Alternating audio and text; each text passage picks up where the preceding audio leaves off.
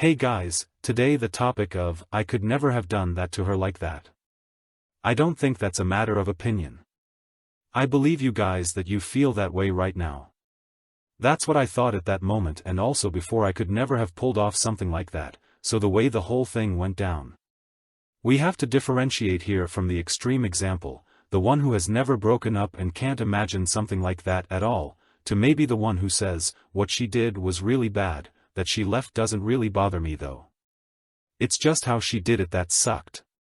All the gradations exist, and I bet you go through a few of them in your post-breakup grief and loss phase.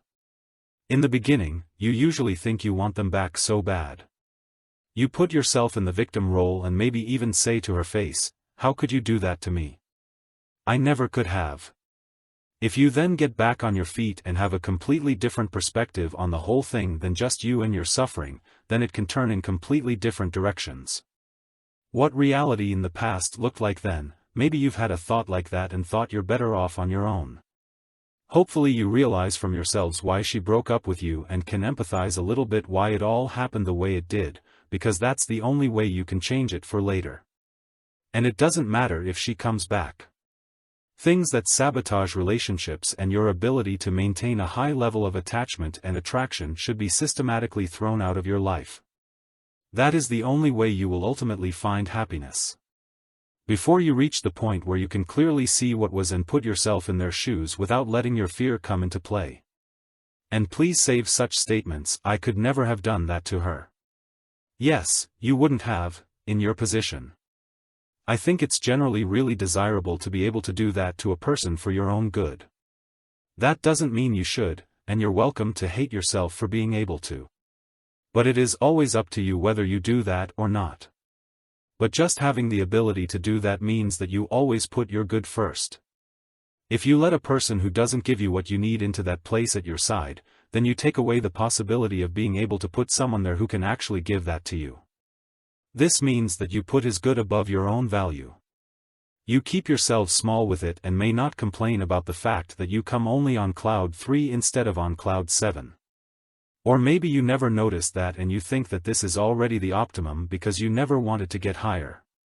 I don't judge anyone for that, but for me it would be nothing, and I know what I'm talking about. I never broke up with anyone until my 25th birthday, and I always tried to find my princess to make happy. What do you think that was like for me all of a sudden when I found the woman who wanted to give the same for me as I did for her? Sometimes falling isn't enough to make a difference.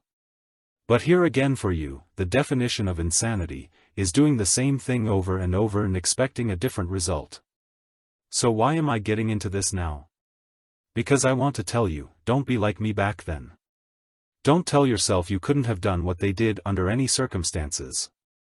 You see the whole thing from your side, of course, but when you look at her, from her point of view, she did what was best for her in the situation. And for the decision she usually took a very long time. You don't wake up all at once with the thought of breaking up. It creeps in over time and doubts, and at some point you don't know why you're still doing what you're doing. Then it's time to change something, even if it hurts you and the other person at first. Who is not able to do this, and what continues to live in which you no longer feel connected to each other. Sorry guys, but this is just weakness. This is not a romantic advantage you have over your competition in the dating market, and it doesn't make you more attractive or is something you should value about yourself. It's just like perfectionism. In the first moment you think you do everything perfectly, and that's good. You are better than they are. But in reality you take 90% longer than everyone else and you are only 10% better. This is unproductive and does not help you in the end. So much for the general theme of, I can't break up. Moving on. With someone saying, the way she did it didn't work at all, and there I'm more on your side. The social skills of some people and their assessment of the situation unfortunately varies greatly with their past experiences. And I agree with you, maybe you would never have pulled such crap, but what exactly does the realization bring you now? She did it that way, and especially if you didn't give her the separation, your conversations must have been quite emotional. This usually results in things that you would never have said otherwise. You have certainly slipped up in an argument before, which you immediately regretted afterwards. But they are no longer accountable to you.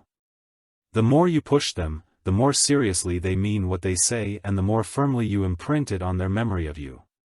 The right and most adult step you could have taken would have been to respect their decision and walk away. And of course, there are other hardships. I mean, did she maybe even cheat on you and dump you for someone new? I mean, she will have had her reasons, it won't have been easy for her. But to herself, she can kind of justify it. And again, nothing can change that now, and maybe you couldn't have, but you can only look into the future and see if you could forgive such a step of hers or not. For certainly felt 80% of men, this would be something that you could not forgive.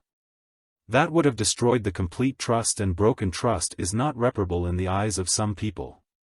But I think it would just take a lot of time and the real will of both. But there is still no question whether you can and should really forgive her for treating you so disrespectfully. If I look at it from my point of view, and many people who know you will agree with me and maybe push you in that direction. No, you really shouldn't, maybe, if you really care about yourselves. But of course I also know how you feel right now and that it is not that easy. Especially if you are thinking about the topic X back. There is a very strong bond that keeps you with her, which she has tried to sever forever and which is not wanted, but which is simply there in the meantime. And good advice from friends, like, just forget about her. And, you deserve better. Yes, they are well-intentioned, but unfortunately they won't help you in this phase. This is not to say that you should treat them the same way. They really only want the best for you. Namely, that you are well again. But basically you have to find out for yourselves at your own pace and accept what reality looks like. Then you have to decide independently of it what is best for you. And also work for you on that. Without knowing if the result will ever be what you hope it will be.